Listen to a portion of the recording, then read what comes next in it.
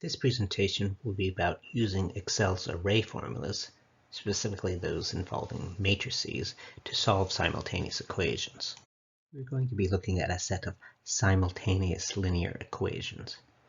So if you have variables like x, y, and z, an equation is linear if it has terms like x, y, and z, but no terms like x squared or the square root of y or z cubed, hence linear. So it'll just be some coefficient times x plus some other coefficient times y and a third coefficient times z equals some constant. The simultaneous part comes in that there are multiple equations. And then if there are three equations and three variables, we can typically, though not always, solve and find out what is the correct value for x, y, and z that solves the set of simultaneous linear equations. We are going to consider an example from circuit theory, so we'll look at what's called Kirchhoffs Law. So our variables are going to be currents that are going around different loops in the circuit. The coefficients are going to be resistances that multiply those currents. And a resistance times a current is a voltage, and so our constants are going to be voltages. So here's an explicit example with some numbers put in. So our first equation is 5 equals 3.2, and the variable is times JA minus 1.0 times JB minus 2.2 times JC. That's our first linear equation. Our second equation is 0 equals minus 1 JA plus 5.5 JB minus 3 JC. Our third equation is 0 equals minus 2.2 JA minus 3 JB plus 6.9 JC. So our variables are JA, JB, and JC. They are multiplied by coefficients. And then on the other side of the equation, we have a constant. 5, 0, 0 are the constants.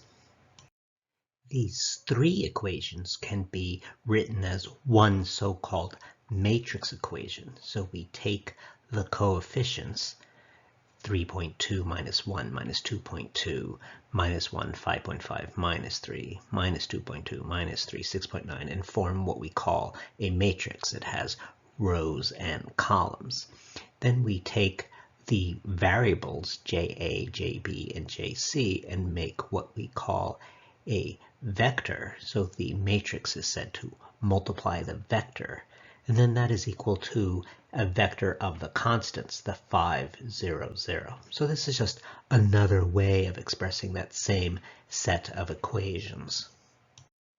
So now we are ready to use Excel to solve the matrix equation, or in other words, to solve the set of simultaneous linear equations. So we start by making a matrix of the coefficients. So you see that there in columns B, C, D, in rows 1, 2, 3, we enter the coefficients. 3.2 minus 1 minus 2.2 minus 1, 5.5 minus 3 minus 2.2 minus 3, and 6.9. It's important that you keep the right order. So the thing that multiplies JA, then the thing that multiplies JB, then the thing that multiplies JC. Next, we would like the inverse of that matrix. And this is going to be an array formula in Excel. So remember, with array formulas, you're going to do it all at once. So this is not a formula that you enter in one cell and copy to other cells. It's something you do all at once. So we're going to highlight all the space we need for the inverse. The inverse of a 3 by 3 matrix, which is what we have in BCD 1, 2, 3, is also a 3 by 3 matrix. And so we are highlighting a space in BCD rows 5, 6, 7 for the answer. With a 3 by 3 block of cells highlighted, we are ready to enter the formula equals minverse. The M is for matrix, and we're making the inverse of the matrix, so minverse, open parenthesis, and then the range of the coefficient matrix. So that was B1 colon D3. And don't forget, this is an array formula. So after you finish minverse, open parenthesis, B1 colon D3, close parenthesis, you hit Ctrl-Shift-Enter simultaneously, or usually I hit Control and Shift a little earlier and then hit Enter. So here we see the inverse of the matrix in columns B, C, D in rows 5, 6, 7. The next two steps are first to prepare the constant vector. In our particular example, this was the voltages 5, 0, 0. So we make a matrix, a constant vector, or in this case, a vector of the voltages. And so that was just in B, just in column B in rows 9, 10, 11. We make the vector, constant vector, or voltage vector 5, 0, 0.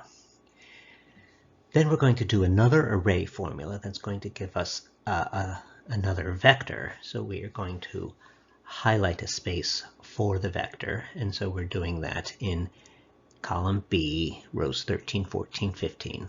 Again, so we're going to do an array formula. So we're going to get a number of answers all at once. So we highlight these place for this answer. B, 13, 14, 15, we're highlighting that. We're going to enter the formula equal mmult. The first m is a matrix again, and we're doing a matrix multiplication. And then we're going to multiply. The first thing is the inverse matrix. So that was B5 colon D7, comma, and we're going to take that inverse matrix and we're going to multiply it by the constant vector, and that was B9 colon B11.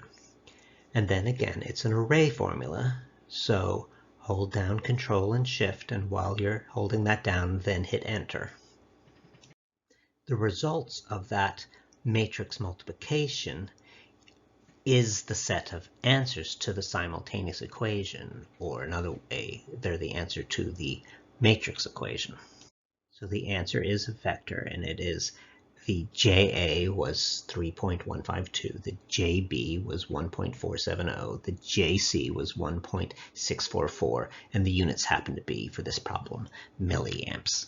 So we're showing here just another version of this Kirchhoff problem with the three currents, and so it will give you some practice to see if you can solve and find the JA, JB, and JC that satisfy this set of simultaneous equations.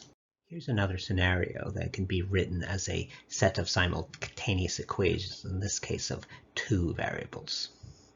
So it's about atomic masses and isotopes. The element indium exists naturally as two isotopes. Indium-113 has a mass of 112.9043 atomic mass units, and indium-115 has a mass of 114.9041 atomic mass units. The average atomic mass unit of indium is 114.82 atomic mass units. So we would like to calculate what percentage of the abundance, the relative abundance, is indium-113, and then the rest of it will be indium-115. That's what we would like to determine. So let's write this as simultaneous equations.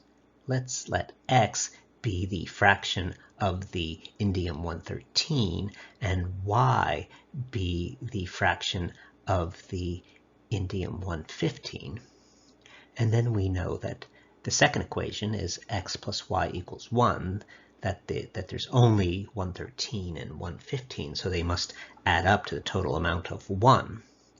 And then if we multiply the 112.9043 times the amount of indium-13 plus the 114.903 times the amount of indium-115, that should give us the average amount, which we knew to be 114.82.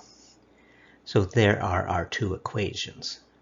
112.9043x plus 114.9041y is equal to 114.82, and then x plus y equals 1. Hint number 1, this is a 2 by 2 matrix instead of our previous examples, which were 3 by 3.